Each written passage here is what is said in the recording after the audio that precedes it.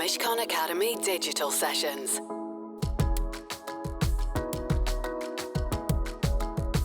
Welcome, everyone. I'm Rhodes, the head of Mishcon Purpose, and I'll be your host today. We're going to discuss the importance of supply chains to business. And in particular, we're going to consider how companies are re-examining their value chains, including the steps they're taking to manage environmental, social, and governance, or ESG risks. And we're going to explore the value that companies see in the concept of the circular economy. The question of where responsibility and accountability lies, especially for social and environmental impacts, has never been so live for businesses as it is today. I'm really excited to be joined by Ayse Toker, who is legal counsel at IKEA. Ayse has been centrally involved in their groundbreaking buyback initiative. And we're going to be talking together with Emily Dorotheou, who is an associate in our commercial team, who has a specialist interest in the circular economy. Ayse, perhaps I can start with you. June last year, IKEA announced its goal of becoming fully circular by 2030. And I wonder whether you could just share a bit about that with us. What does it mean, and why is it important for the business? For us at IKEA, it's all about setting long-term goals and for us to be able to have a roadmap to follow. So our aim is to make all of our products 100% renewable and 100% circular. So they're quite ambitious targets, and it brings about quite a few challenges for us and the way that we work in our stores. But that's also exciting because we have an opportunity to be able to change the retail industry generally, but also consumerism as a whole. The creation of an opportunity for resale is something that we'll talk about in a moment. Emily, first, can I just come over to you and ask you, I mean, when you're advising businesses on their supply chains, what are the key ESG factors that they're concerned about? Supply chain complexity probably really started taking off in the late 70s and early 80s when we had the huge surge in globalization, which allowed companies the opportunity to start resourcing raw materials from different parts of the world and to also investigate whether they could move their manufacturing or different parts of their supply chain to other territories, primarily sort of for cost saving purposes. And the natural consequence of that has meant that it's so difficult for the brands at the very top to know exactly what's going on sort of beneath them in terms of the environmental risks. Obviously, supply chains have different byproducts and sort of by waste that's created at every stage. So it's a question of, well, how do you assess that? How do you deal with it? Can you reuse it? Can you recycle it? You then have issues of excess stock at the end of the supply chain. How do you get rid of those? And obviously along the way, you've got carbon emissions, whether it's through the manufacturing of products or through the delivery to consumers at the end of the supply chain. So you've got this horrible situation where you have really complicated supply chains and really complicated and big issues that brands have to identify and then have to deal with. I mentioned earlier IKEA's buyback initiative, which you've been so involved in piloting here in the UK. Can you tell us a bit about that? So we at IKEA are constantly examining consumer attitudes, and we realise that consumer attitudes are changing. Our customers want to reduce their impact on the environment, and increasingly sustainability has become a factor when it comes to their decisions in purchasing products. So we wanted to explore the idea of furniture as a service, and through that to be able to give second-hand products a new lease on life. And this fits in line with IKEA's value of being both people and planet positive as well. So I'm pleased to say that the IKEA Buyback scheme will be launched in 27 different markets, including the UK and Ireland. We did have a test in the UK last year, and we received a positive response from our customers. So a bit about the initiative and what is the buyback scheme. It provides an opportunity for our customers to be able to go online, go on the IKEA website, and to be able to find out how much they're able to get for their IKEA products, the second-hand furniture that they perhaps it no longer fits in with what they want in their homes. And then they're able to return those items back to IKEA for up to 50% of the original purchase value. At that point, give our customers a voucher so that they're able to reuse that voucher in our stores. What we then do with those secondhand items is we're able to sell those in our buyback areas for other customers so that it becomes even more affordable for those customers, and it also gives those products a secondhand lease, a new lease on life. It definitely is a big part of it, and just rethinking supply chains and rethinking the sort of the linear versus the circular economy is about taking customers with you along the journey, which is what Ayse said that IKEA are doing. Because, you know, for so long, I think most people have been thinking about things as, okay, well, the company sells it to me, I buy it, I then throw it away. And it's about getting out of that mindset and imagining different possibilities of what you can do with that product at the end, whether you can recycle it, whether you can repair it, and give it a new home. Emily, I wanted to ask you about the client relationship. What are your sort of top tips, I suppose, for brands that are looking to manage reputational risks arising from their supply chains? So I think the first and sort of foremost tip is what I alluded to earlier, and that's about having knowledge over your supply chain. And then I think the second tip is, once you've got that understanding, and as and when you do uncover any issues that are in your supply chain, you know, that to not be afraid of confronting those issues. I've read that IKEA is reported to have as much as 1% of global commercial wood supply running into its products. I wanted to ask you about how you manage your supply chains, how you actually do what Emily's just been talking about.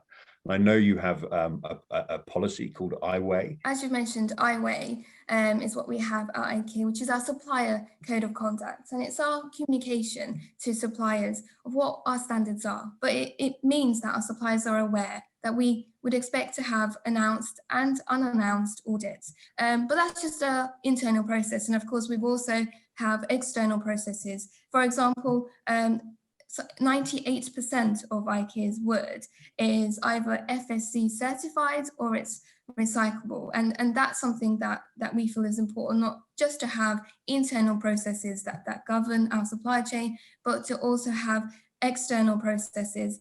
We've had another question in here, which is to do with the buyback scheme, and it's sort of someone thinking that actually might this end up driving more consumerism, because people will buy a piece of furniture, have it for a bit, and then sell it on, and then they'll buy something else. I think for us, it's more about changing the way that our customers respond to products and to consumption in general. So if that means that more secondhand products are going to be purchased rather than new products, then that to us is still a very strong positive to come out from the buyback scheme. Emily, I wanted to talk about. I wanted to ask you about the law. I wanted to ask you about contracts, because fundamentally all of this we're talking about is about relationships. And there are different approaches that those relationships can take. Traditionally, think about a contract just being a one of obligation. Ayse mentioned the concept of announced and unannounced audits being built into the IWay policy, which is of course a significant extension from that starting point. Can you talk a little bit about how, as a matter of practice, you include those provisions into contracts and make them work?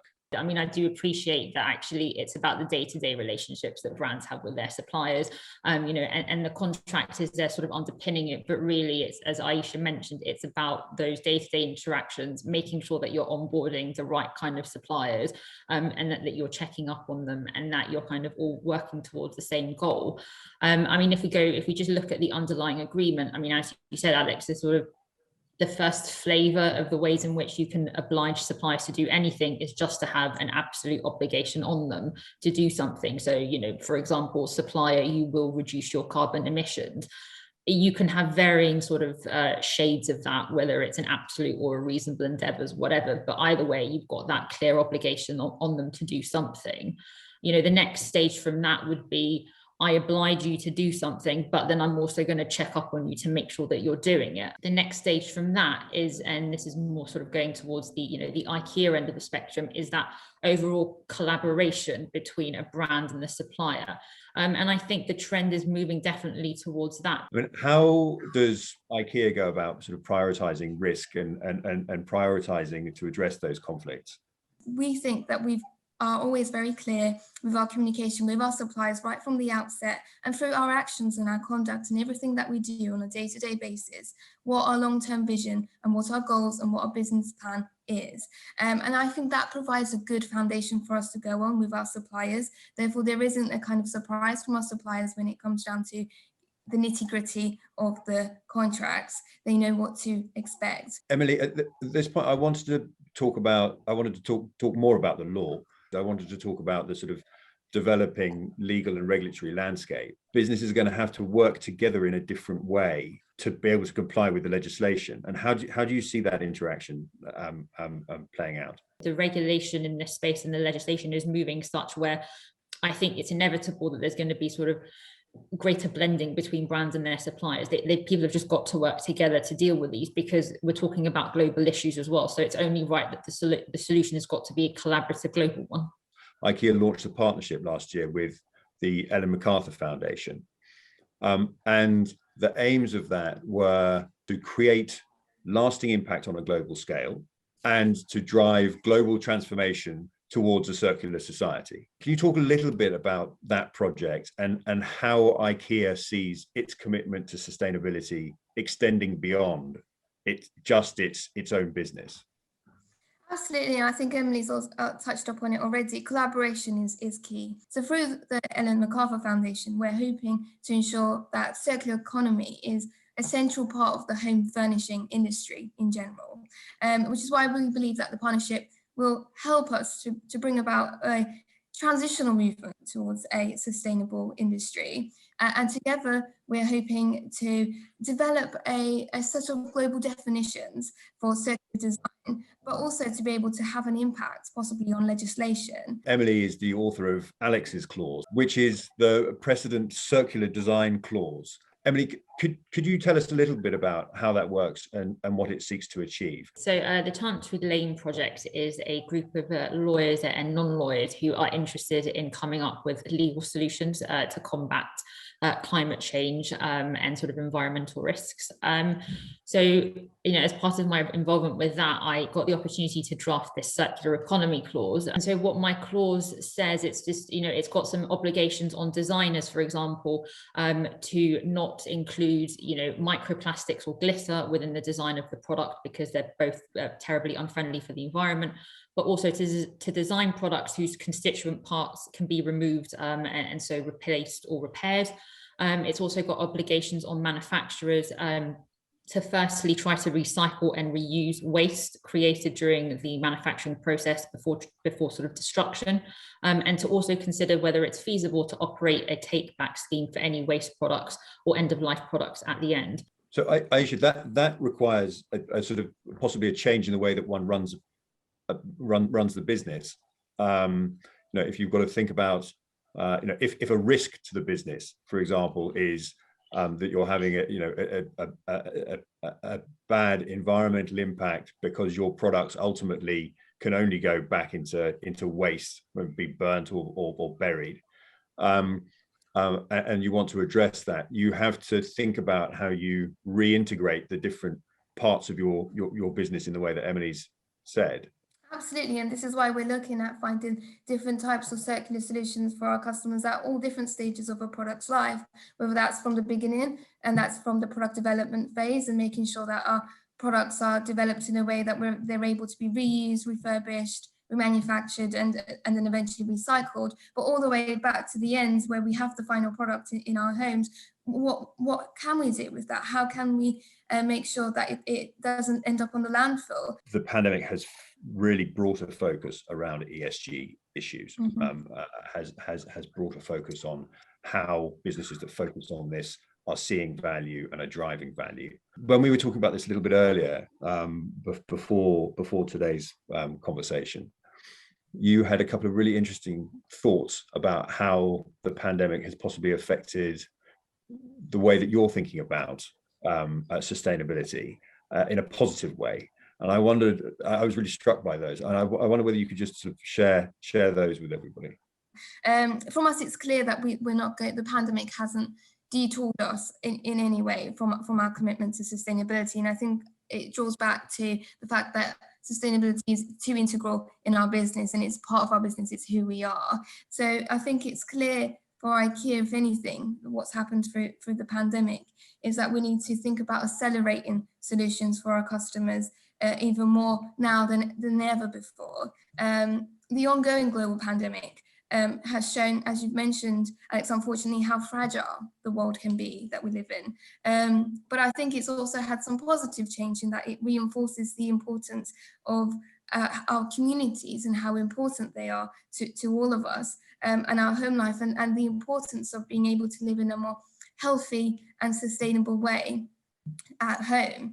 And I think it's all the more reason for us to be able to inspire our customers to live in a healthy and sustainable way and to lead those lives, but one which is where we're also able to afford, be able to have products that are more affordable and more accessible for the many. It can also mean that some customers are that we're able to, as a business, be able to react to things a lot quicker through the pandemic than ever before. And I think that can be a real positive in the way that businesses think, but also in the way that our consumers are thinking about their lives as well. Thank you both very, very much. It's been really fun talking together, and really, really interesting. Thank you. Thank you. The Mishcon Academy Digital Sessions. To access advice for businesses that is regularly updated, please visit mishcon.com.